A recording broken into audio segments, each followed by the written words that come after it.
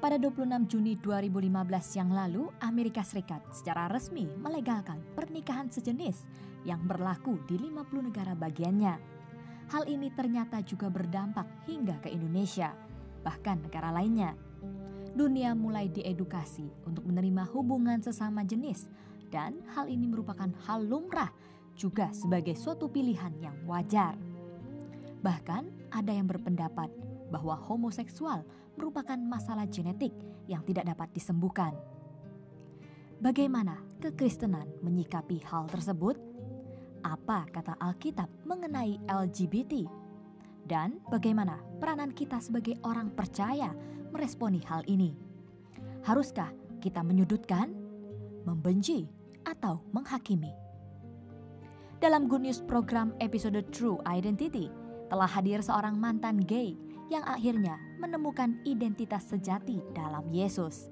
Juga kami hadirkan seorang behavior coach yang akan memberikan pandangan dari sisi psikologis yang pastinya akan mengubah paradigma kita dalam menyikapi fenomena LGBT yang terjadi di generasi ini.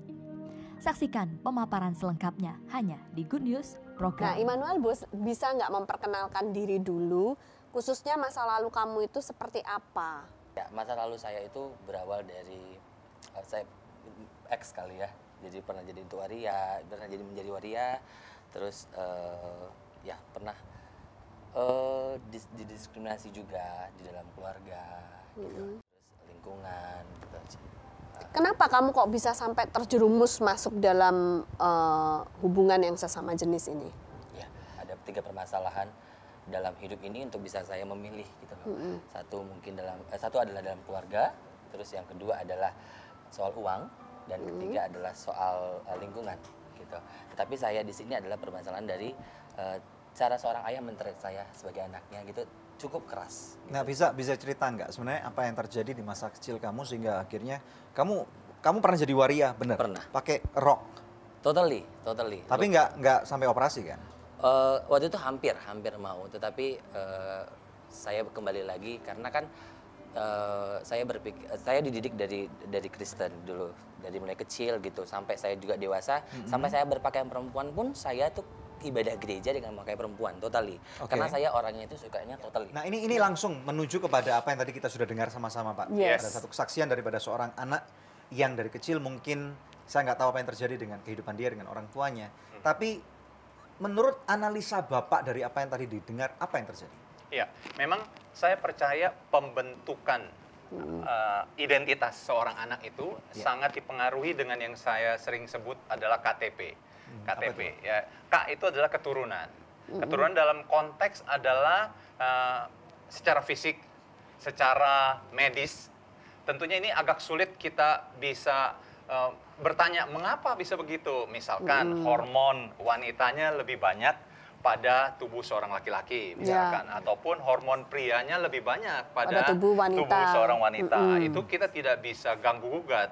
Nah, yang sangat berperan membentuk perilaku adalah yang kedua. P yang kedua adalah teladan, P adalah pengalaman. Nah, teladan di sini berkata tentang orang tua. Makanya nyambung sekali tadi apa yang disampaikan oleh Immanuel.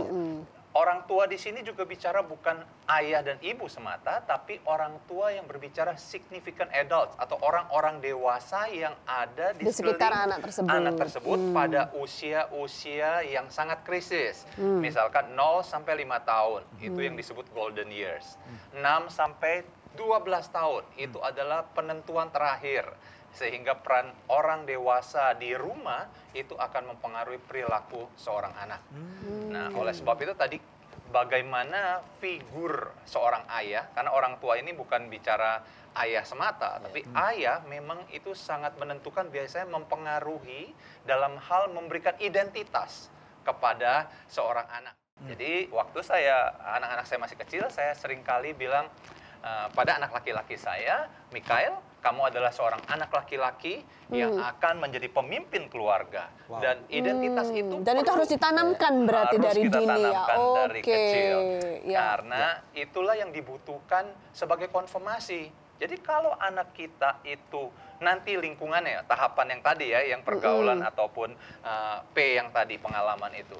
ketika dia dibilang kamu tuh kayak perempuan, misalkan tadi Immanuel cerita dia bersikap sedikit feminin. Nah, kalau ayahnya atau orang tuanya ataupun orang-orang dewasa sekeliling Immanuel berkata kamu anak laki-laki, ketika dia feminin bukan disalahkan, tapi dibilang kamu kayak perempuan, enggak, tapi kamu anak laki-laki yang luar biasa. Sering banget ya Pak. Betul. Apalagi mungkin peer pressure Pak ya. Betul. Bencong lu Iya. gitu. Sering banget. Teman-teman ya. Bagaimana peran orang tua itu akan bisa mengantisipasi diri anak itu ketika dia masuk kepada P-nya. P-nya adalah pengalaman atau lingkungan. Peer pressure tadi, ketika peer pressure bilang kamu seperti bencong atau kamu seperti perempuan, enggak, saya laki-laki, ayah saya atau papa saya bilang saya laki-laki. Oke, jadi afirmasi dari papa ini diperlukan Betul ya. sekali, dan itu perlu ditanamkan dari sejak dini. Hai pemirsa, Anda diberkati dengan episode yang baru saja Anda saksikan. Jangan lupa subscribe di channel YouTube kami, oke? Karena masih ada begitu banyak episode Good News lainnya yang pasti akan memberkati kehidupan Anda.